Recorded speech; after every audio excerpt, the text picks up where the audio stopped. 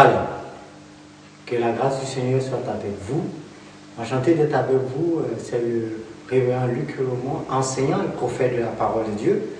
Et cet après-midi, aujourd'hui, nous allons parler du thème Dieu, ma patrie et moi, qui est en réalité un thème très important, un thème qui touche à la fois à notre foi, qui touche à la fois au développement de notre nation et au bien-être de nos concitoyens, et ainsi qu'à un aspect aussi du développement personnel, parce que Dieu nous appelle dans sa grâce pour accomplir deux missions. Une première mission concernant notre nation, nos concitoyens, notre génération, et la deuxième mission, c'est ce à quoi nous sommes appelés dans l'Église de Dieu. Alors, rapidement, nous allons partir dans la parole. Nous rentrons dans l'introduction et nous voyons rapidement dans le livre du Deutéronome. Deutéronome, chapitre 32, le verset 8 au verset 9 que je lis avec votre permission.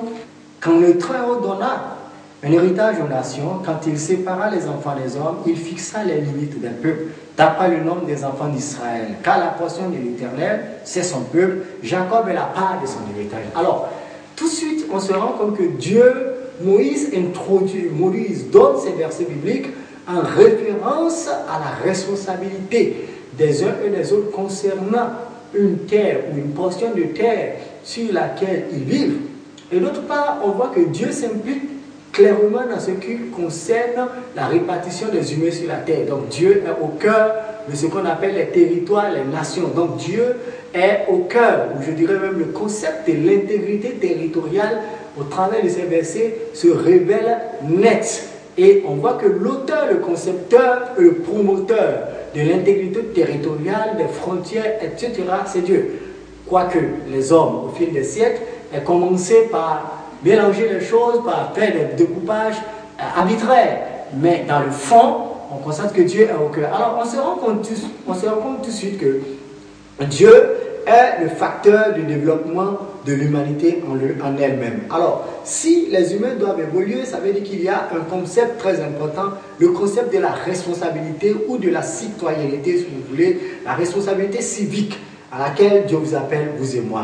Alors, Dieu a tant aimé le monde, dit la Bible, qu'il a donné son Fils unique, afin que nous soyons sauvés. Alors, Dieu a tant aimé le monde, Dieu a aimé chaque nation de la terre au cœur de l'affection de Dieu. Chaque nation de la terre fait l'objet des soins intensifs.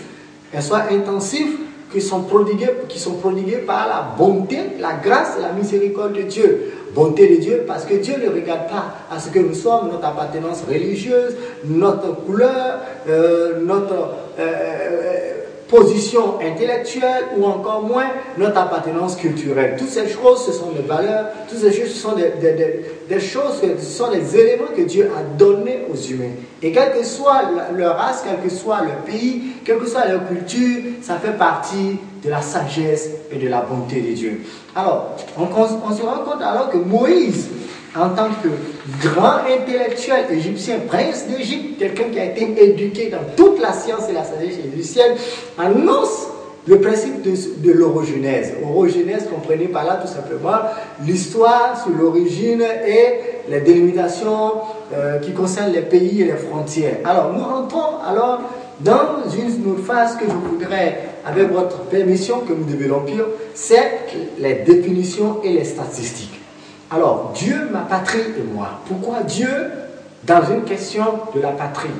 Alors, bien aimé, ça veut dire que nous rentrons maintenant dans la phase des statistiques et des définitions. La Bible est un livre à la fois spirituel, mais un livre hautement intellectuel. Alors, comprendre les Saintes Écritures exige de notre part que nous ayons d'abord un sens spirituel, c'est-à-dire une communion intime avec le Seigneur. Et en seconde position, que nous ayons aussi le sens de ce que le sens des mots que nous retrouvons dans les versets bibliques. Et cela fait partie d'une portion de la théologie qu'on parle d'exégèse et aussi de l'herméneutique.